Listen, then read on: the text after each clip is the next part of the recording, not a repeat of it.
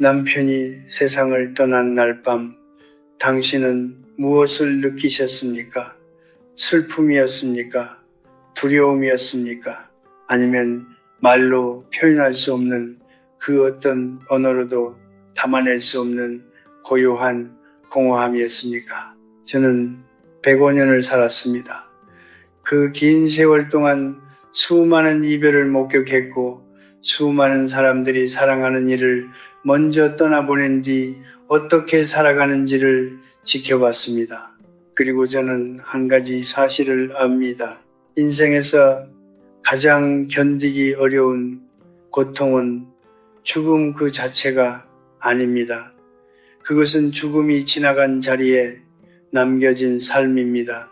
많은 여인들이 남편을 잃은 뒤 시댁 식구들에게로 걸어갑니다. 그것은 자연스러운 일입니다. 우리는 아픔 앞에서 본능적으로 익숙한 곳을 찾습니다. 수십 년간 함께 명절을 보냈던 사람들, 같은 식탁에 앉았던 사람들, 남편이라는 이름으로 연결되었던 사람들, 그들 곁에 있으면 남편의 흔적이 조금이나마 느껴질 것 같습니다.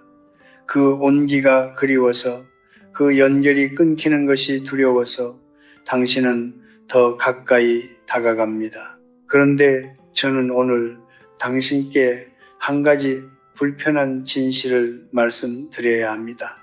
당신이 시댁에서 느꼈던 안정감, 며느리로서 받았던 존중, 가족의 일원으로서 가졌던 자리, 그것은 당신의 것이 아니었습니다. 그것은 남편이라는 존재가 만들어준 자리였습니다.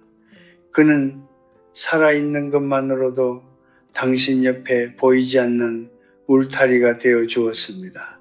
아무도 그것을 말하지 않았지만 그것은 사실입니다. 인간은 본래 자신의 이익과 안전을 먼저 생각하는 존재입니다. 이것은 비난이 아닙니다. 이것은 제가 한 세기를 살며 깨달은 인간의 본성에 대한 관찰입니다. 남편이 떠나면 그 울타리도 함께 사라집니다. 그리고 울타리가 없는 자리에는 바람이 들어옵니다. 저는 한 여인을 알았습니다. 그녀는 남편을 잃은 뒤에도 시댁과의 관계를 놓지 않으려 했습니다. 제삿날이면 누구보다 먼저 달려갔고 시부모님의 병원 예약을 잡았으며 시누이의 전화를 한 번도 거르지 않았습니다. 그녀는 그것이 사랑이라고 생각했습니다. 그러나 몇 년이 지나 그녀가 제게 찾아왔을 때 그녀의 눈빛에는 사랑이 아니라 지침이 있었습니다. 그리고 그녀는 조용히 말했습니다. 교수님, 저는 제 인생이 언제부터 사라진 건지 모르겠어요. 당신의 슬픔은 진짜입니다. 당신의 그리움도 진짜입니다.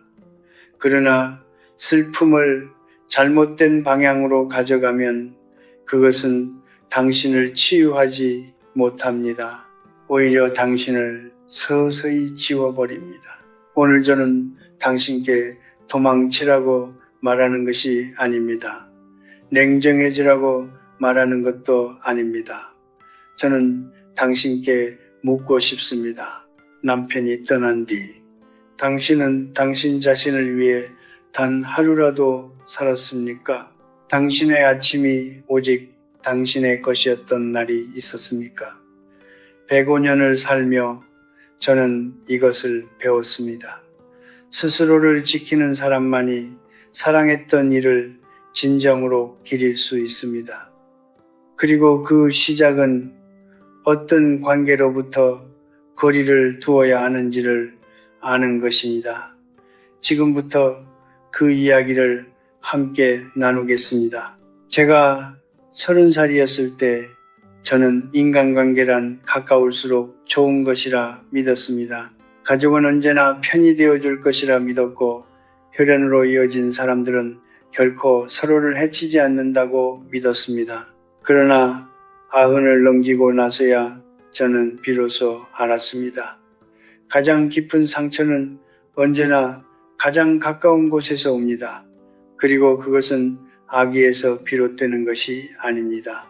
그것은 거리가 없어졌을 때 생겨나는 마찰입니다. 남편을 잃은 여인이 시동생이나 아주버님에게 자주 연락하고 의지하고 때로는 일상의 이야기를 나누는 것, 그 마음을 저는 충분히 이해합니다. 남편의 흔적이 그들에게 남아 있습니다. 말투에서, 생김새에서, 웃음소리에서 그 사람들과 함께 있으면 떠나보낸 남편이 아직 어딘가에 있는 것 같은 착각이 듭니다. 그래서 당신은 가까이 다가갑니다. 그것은 슬픔이 만들어낸 자연스러운 움직임입니다. 그러나 저는 말씀드려야 합니다. 세상은 당신의 슬픔을 기다려주지 않습니다. 사람들은 눈에 보이는 것으로 판단합니다. 당신의 내면에 무엇이 있는지, 당신이 얼마나 외로운지, 그 만남이 얼마나 순수한지 그것을 알아보려는 사람은 많지 않습니다. 그들은 보이는 것을 이야기합니다. 그리고 보이는 것이 쌓이면 그것은 당신이 의도하지 않은 이야기가 되어 퍼져나갑니다. 저는 그런 여인들을 보았습니다. 아무런 잘못도 없었지만 오해 하나가 그녀의 남은 삶을 얼마나 힘들게 만들었는지를 저는 기억합니다. 명예는 한번 금이 가면 되돌리기가 몹시 어렵습니다. 특히 나이든 여인에게 그것은 더욱 가혹합니다. 적절한 거리감은 냉정함이 아닙니다. 그것은 서로를 지키는 방법입니다. 시동생도 아주버님도 그들 또한 자신의 가정이 있고 자신의 삶이 있습니다. 당신이 그들에게 너무 가까이 다가갔을 때 그것은 당신만의 문제가 아니라 그들의 가정에도 불편함을 만들 수 있습니다.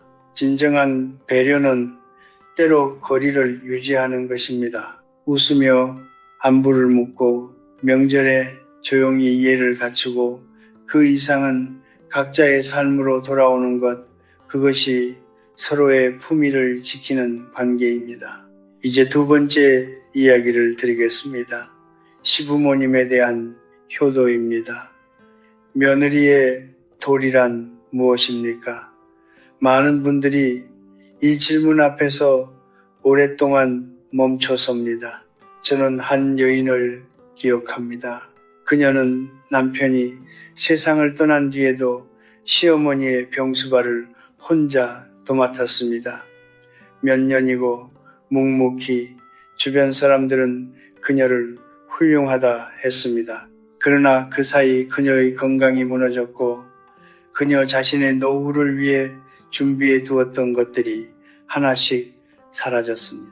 그리고 정작 시어머니가 돌아가셨을 때 시댁 식구들은 유산 문제로 그녀와 등을 돌렸습니다. 그녀가 쏟아부은 세월은 어디에도 기록되지 않았습니다. 저는 이것이 배은망덕하다고 말하는 것이 아닙니다. 저는 이것이 인간의 본성이라고 말하는 것입니다. 사람은 자신의 이익 앞에서 기억을 선택합니다. 이것을 알아야 당신이 스스로를 지킬 수 있습니다. 며느리로서의 도리는 남편이 살아있을 때 함께 나누어지던 것입니다. 그것은 두 사람이 함께 짊어지도록 설계된 무게입니다. 홀로 남은 뒤에도 그 무게를 온전히 혼자 안고 가야 한다는 생각, 그것은 전통이 아닙니다. 그것은 당신 스스로가 만들어낸 감옥입니다. 효도는 마음에서 우러나오는 것이어야 합니다. 두려움에서, 눈치에서 혹은 그렇게 해야만 한다는 강박에서 나오는 것이라면 그것은 당신을 갉아먹을 뿐입니다.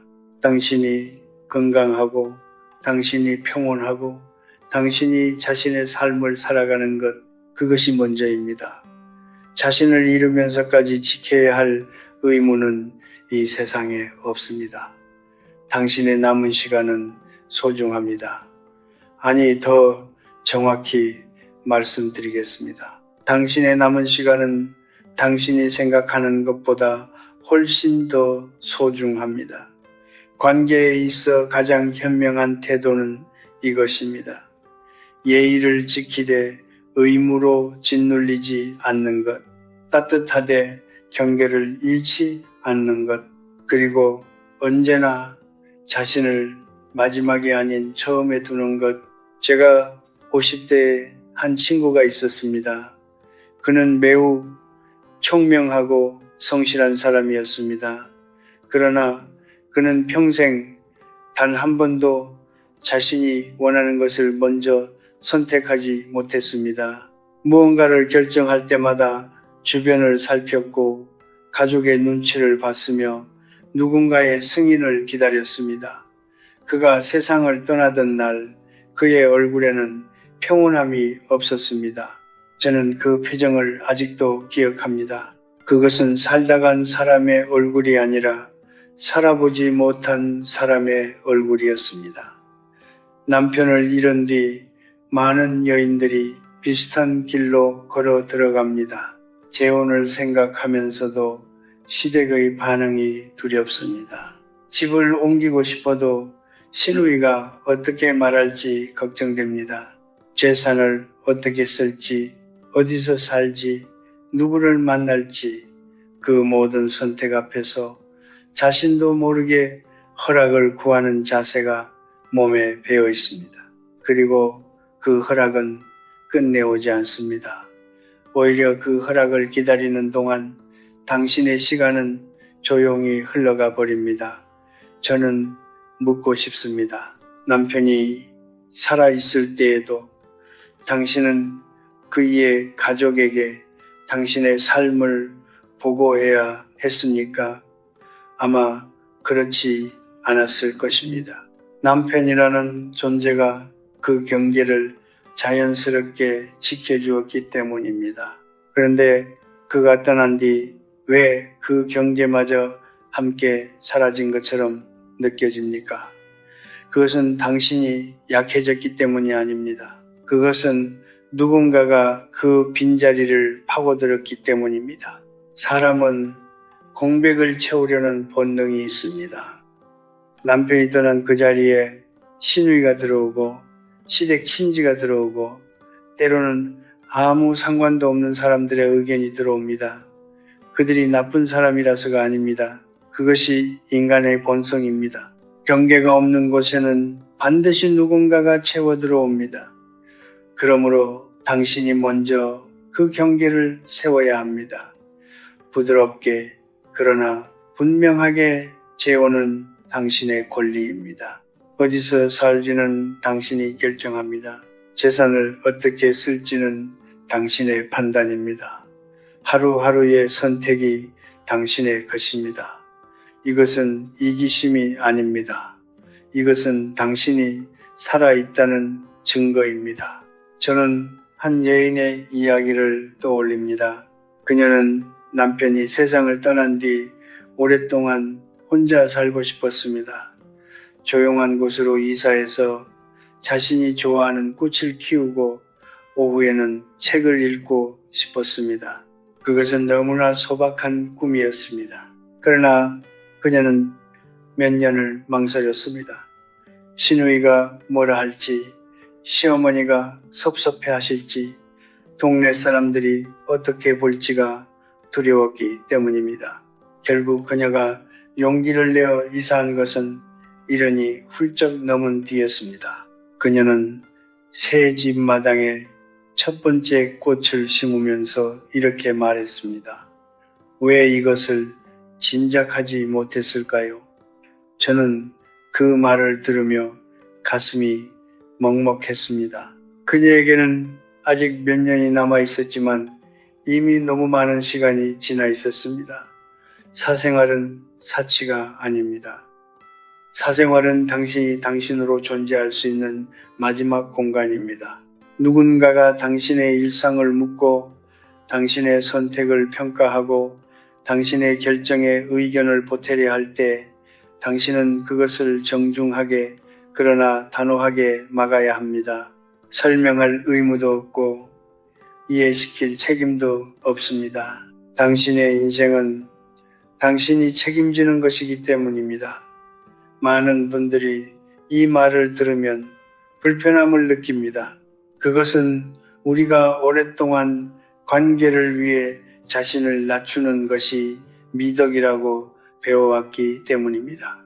저 역시 그렇게 배웠습니다. 그러나 105년을 살며 저는 이것을 압니다. 자신을 낮추다가 완전히 사라진 사람은 결국 누구에게도 도움이 되지 못했습니다. 스스로를 지킨 사람만이 끝까지 누군가에게 온기를 줄 수 있었습니다. 당신은 허락을 받을 필요가 없습니다. 당신은 이미 충분히 살아왔습니다. 그리고 지금부터 남은 시간은 오직 당신 자신을 위한 시간이어야 합니다. 경계를 세우는 것은 관계를 끊는 것이 아닙니다. 그것은 관계를 올바른 자리에 돌려놓는 것입니다. 그리고 올바른 자리에 놓인 관계만이 진정한 온기를 줍니다. 당신 곁에 남은 사람들이 그 거리를 존중한다면 그들이 진정한 인연입니다. 만약 경계를 세웠을 때 떠나는 사람이 있다면 그들은 당신을 사랑한 것이 아니라 당신의 허락을 이용한 것입니다. 저는 젊은 시절 비교란 인간을 성장시키는 힘이라고 생각했습니다. 누군가보다 더 잘하고 싶다는 마음이 사람을 앞으로 나아가게 한다고 믿었습니다. 그러나 90을 넘기고 100살을 지나면서 저는 비로소 알았습니다. 비교는 성장의 연료가 아닙니다. 비교는 자신을 갉아먹는 조용한 독입니다. 특히 나이가 들수록 특히 홀로 남겨진 자리에서 그 독은 더욱 빠르게 퍼집니다. 남편을 잃은 여인이 시댁 가족 모임에 나갑니다. 명절입니다. 동서들이 각자의 남편과 함께 앉아 있습니다. 아이들의 이야기를 나누고 여행 계획을 이야기하고 웃음이 오갑니다. 당신만 혼자입니다. 그 자리에서 당신은 아무 말도 듣지 않았는데도 무언가가 들립니다. 눈빛에서, 침묵에서, 자리 배치에서 그것은 아무도 의도하지 않은 것일 수 있습니다. 그러나 당신의 마음은 이미 그것을 받아들이고 있습니다. 그리고 집으로 돌아오는 길, 당신은 이유를 알 수 없는 피로감에 짓눌립니다. 그 피로감의 이름을 저는 압니다. 그것은 비교입니다. 더 정확히 말하면 비교를 당한다는 느낌입니다. 그리고 그 느낌은 당신이 예민해서가 아닙니다. 그것은 당신이 그 자리에 있었기 때문에 생겨나는 것입니다. 사람은 같은 공간에 있을 때 자연스럽게 서로를 견줍니다. 이것은 의식적인 행동이 아닙니다. 그것은 인간의 본능입니다. 그러므로 그 본능이 만들어내는 상처를 피하는 가장 현명한 방법은 그 공간에 들어가는 횟수를 스스로 조절하는 것입니다. 모든 모임에 나가야 할 의무는 없습니다. 모든 초대에 응해야 할 이유도 없습니다. 당신의 마음이 그 자리를 감당할 수 있을 때, 당신이 원할 때, 그때 가는 것으로 충분합니다. 이것은 도망이 아닙니다. 이것은 자기 자신을 아끼는 지혜입니다. 저는 한 여인을 기억합니다. 그녀는 남편을 잃은 뒤에도 한 번도 시댁 모임을 빠진 적이 없었습니다. 빠지면 이상하게 볼 것 같았기 때문입니다. 빠지면 섭섭해 할 것 같았기 때문입니다. 그렇게 몇 년이 지났습니다. 그런데 어느 해 명절 그녀는 모임을 마치고 집에 돌아와 밥도 먹지 못하고 그냥 누워버렸습니다. 몸이 아픈 게 아니었습니다. 마음이 너무 무거웠습니다. 그녀는 그날 처음으로 스스로에게 물었습니다. 나는 왜 계속 그곳에 가는 걸까? 나를 위해서인가? 아니면 남들의 시선이 두려워서인가? 그 물음 앞에서 그녀는 한동안 아무 말도 하지 못했습니다. 당신이 어딘가에 가는 이유가 두려움이라면 그것은 관계가 아닙니다.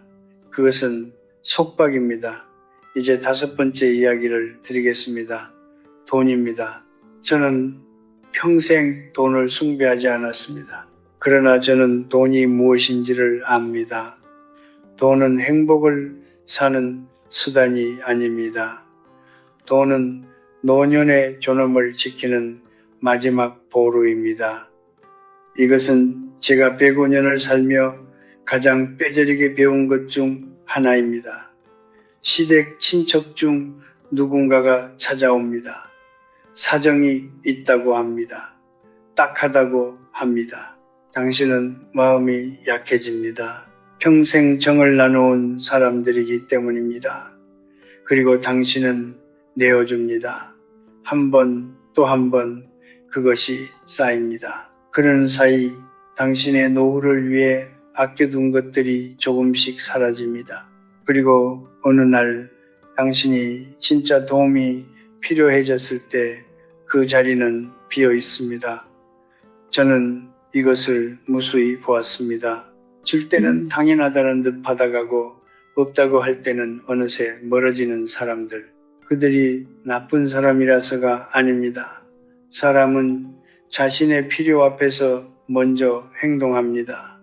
그것이 인간입니다. 그러므로 당신이 그 인간의 본성을 이해하고 그에 맞게 스스로를 보호해야 합니다. 노후의 재산은 사치를 위한 것이 아닙니다. 그것은 당신이 아플 때 당당하게 병원에 갈 수 있는 힘입니다. 누군가의 눈치를 보지 않고 하루를 살아갈 수 있는 자유입니다. 자식에게 손 벌리지 않아도 되는 품위입니다.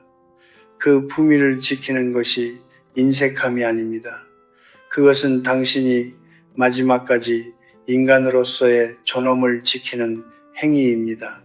선을 걷는 것은 어렵습니다. 특히 오랫동안 알아온 사람 앞에서는 더욱 그렇습니다. 그러나 저는 이것을 말씀드리고 싶습니다. 당신이 선을 걷지 않으면 그 선은 결국 당신의 목에 그어집니다. 부드럽게 거절하십시오. 따뜻하게 그러나 분명하게 제 형편이 넉넉하지 않습니다. 라는 한마디로 충분합니다. 그 이상의 설명은 필요하지 않습니다. 진정으로 당신을 아끼는 사람은 그 한마디를 이해합니다. 그리고 그 한마디에 상처받는 사람이라면 처음부터 당신의 마음이 아니라 당신의 것을 원했던 것입니다. 비교에서 자유로워지고 금전적 요구에 단호해질 때 당신의 노후는 비로소 당신의 것이 됩니다. 그것은 혼자라서 쓸쓸한 삶이 아닙니다. 그것은 마침내 온전히 자신으로 살아가는 조용하고 깊은 자유입니다. 저는 오래전부터 한 가지 질문을 품고 살았습니다. 형식은 진심을 담는 그릇인가 아니면 진심을 가리는 껍데기인가? 젊었을 때 저는 형식이 중요하다고 생각했습니다. 예를 갖추는 것이 마음을 전하는 방법이라고 믿었습니다. 그러나 100살을 넘기며 저는 조용히 깨달았습니다. 형식이 지나치면 그것은 더 이상 마음의 표현이 아닙니다. 그것은 마음을 소진시키는 노역이 됩니다. 남편을 잃은 여인에게 제삿날은 무엇입니까? 표면적으로는 남편을 기리는 날입니다. 그러나 현실에서 그날은 어떤 모습입니까? 며칠 전부터 음식을 준비하고 집안을 정돈하고 시댁 식구들의 일정을 맞추고 혹시라도 소홀히 보일까 싶어 밤새 마음을 졸입니다. 그리고 제삿날이 끝나면 당신 곁에 남는 것은 남편에 대한 그리움이 아니라 뼈에 사무치는 피로입니다. 당신은 그날 남편을 기린 것입니까? 아니면 타인의 시선을 위해 당신 자신을 소진한 것입니까? 저는 이것이 잘못이라고 말하는 것이 아닙니다. 저는 이것이 슬프다고 말하는 것입니다. 사랑하는 사람을 기억하는 데에는 사실 아무런 형식도 필요하지 않습니다. 이른 아침 창가에 앉아 그이가 좋아하던 차 한 잔을 마시는 것, 그이와 함께 걷던 길을 혼자 천천히 걷는 것, 눈을 감고 그 목소리를 떠올리는 것, 그것으로 충분합니다. 진심은 화려한 상 위에 놓이지 않아도 됩니다.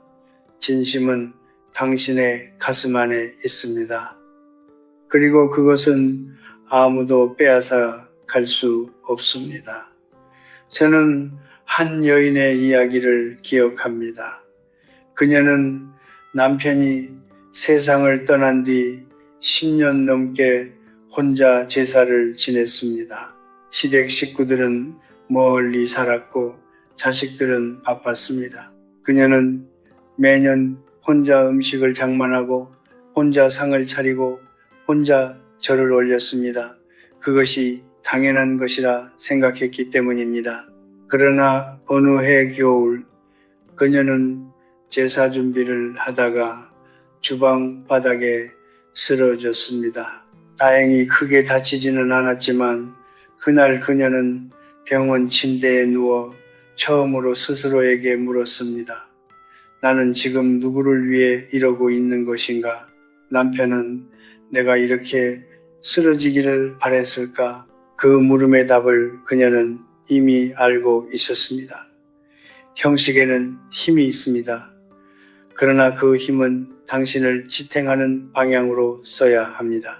당신을 무너뜨리는 방향으로 써서는 안 됩니다. 시댁의 모든 행사에 빠짐없이 참석해야 한다는 생각, 제사를 정성껏 치르지 않으면 불효라는 생각, 가족 모임에서 빠지면 관계가 끊길 것이라는 두려움, 그 모든 것은 당신이 만들어낸 규칙입니다. 누군가 당신에게 강요한 것처럼 느껴지겠지만 사실 그 규칙은 오랜 세월 당신 스스로가 내면화한 것입니다. 그리고 내면화한 규칙은 스스로 허물 수도 있습니다. 제가 아는 한 어르신은 이런 말씀을 하셨습니다. 내가 떠난 뒤 남은 사람이 나를 기억하는 방식은 내가 정할 수 없다.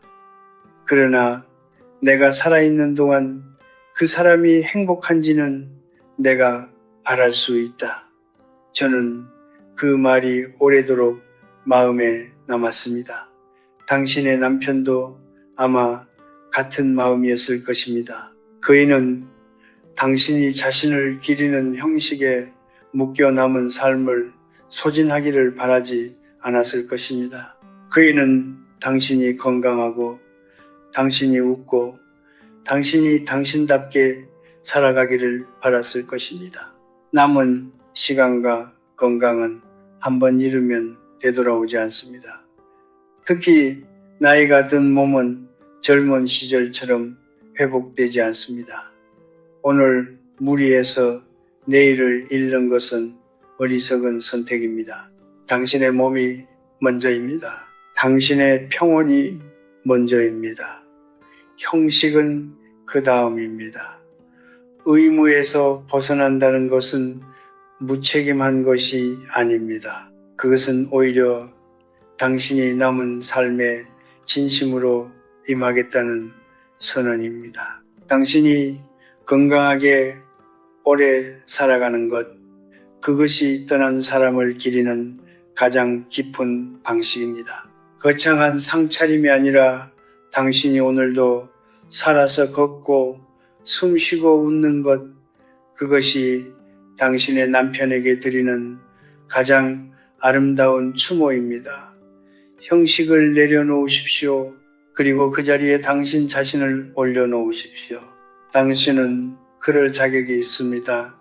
충분히. 그리고 이미 오래전부터 저는 이제 105살입니다. 이 나이가 되면 많은 것이 단순해집니다. 복잡하게 생각하던 것들이 하나씩 본질만 남기고 사라집니다. 그리고 그 본질 앞에 서면 인생이란 결국 두 가지 질문으로 압축된다는 것을 알게 됩니다. 나는 나 자신을 사랑했는가?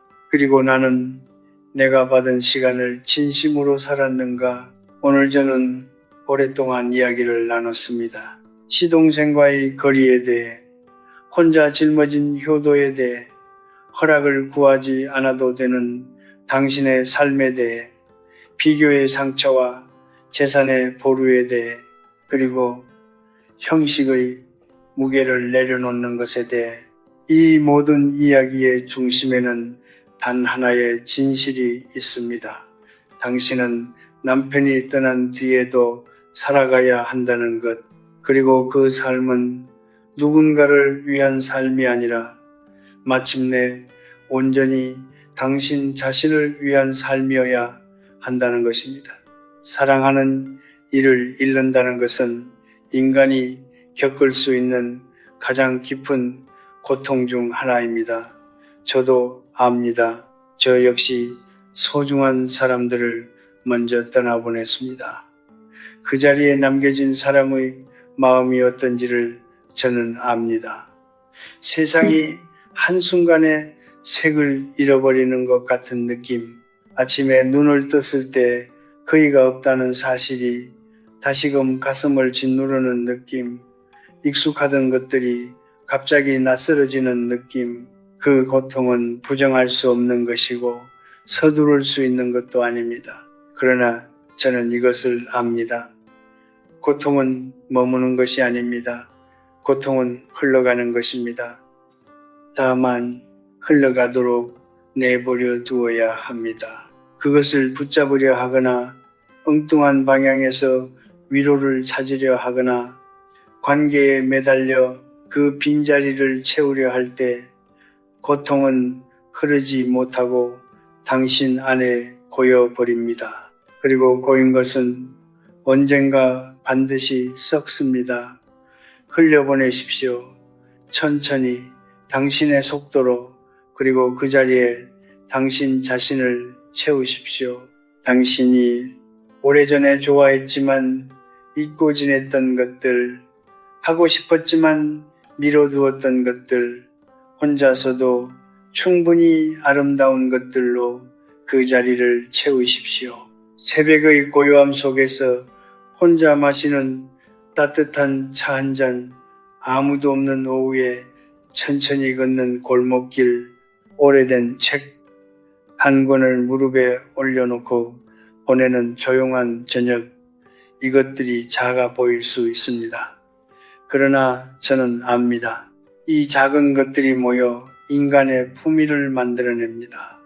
그리고 그 품위 속에서 비로소 평온이 찾아옵니다. 저는 살면서 행복한 노년을 보낸 사람들과 그렇지 못한 사람들을 모두 보았습니다. 그 차이는 재산의 많고 적음이 아니었습니다. 건강의 차이도 아니었습니다. 차이는 단 하나였습니다. 자기 자신을 소중히 여길 줄 아는가, 그렇지 못한가. 스스로를 소중히 여기는 사람은 관계에서도 당당했습니다. 거절할 줄 알았고 경계를 지킬 줄 알았으며 혼자 있는 시간을 두려워하지 않았습니다. 그들은 고요한 얼굴로 나이를 맞이했습니다. 그 얼굴이 얼마나 아름다웠는지 저는 지금도 선명히 기억합니다. 당신도 그 얼굴을 가질 수 있습니다.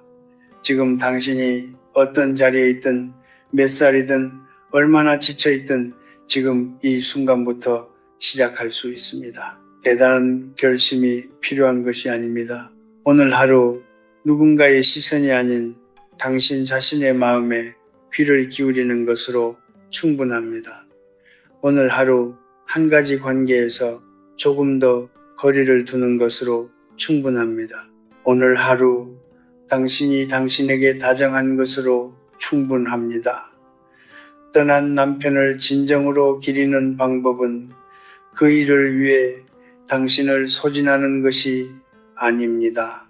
그이가 사랑했던 당신을, 그이가 곁에 두고 싶었던 당신을 그 사람으로 살아가는 것입니다. 건강하고 평온하고 당당하고 자신을 사랑할 줄 아는 사람으로 남은 시간을 살아가는 것, 그것이 가장 아름다운 추모입니다. 그것이 가장 깊은 사랑입니다. 저는 오늘 이 이야기를 듣고 계신 모든 분들께 한 가지를 전하고 싶습니다. 당신은 충분히 살아왔습니다. 충분히 버텼고 충분히 사랑했으며 충분히 헌신했습니다. 이제는 당신 자신의 차례입니다. 남은 시간은 짧지 않습니다. 그리고 짧다 해도 그 시간은 오직 당신의 것입니다. 인생은 요란한 축제가 아닙니다. 인생은 조용한 강물처럼 흘러가는 것입니다. 그 흐름 위에서 당신이 평온하기를, 그 고요함 속에서 당신이 비로소 자유롭기를, 그리고 그 자유 안에서 당신이 진정으로 행복하기를 저는 이 오랜 삶의 끝에서 온 마음을 다해 바랍니다.